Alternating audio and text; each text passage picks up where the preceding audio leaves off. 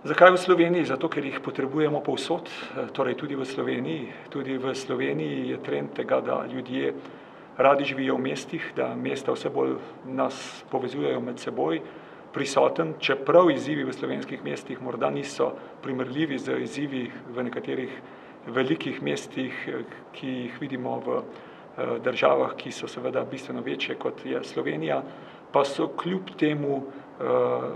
je kljub temu izjemno pomembno, da se soočimo s tistimi ključnimi vprašanji, ki so lastna prav mestom, in tu nismo na noben način drugačni tudi od tistih, ki živijo v velikih, v precej večjih državah.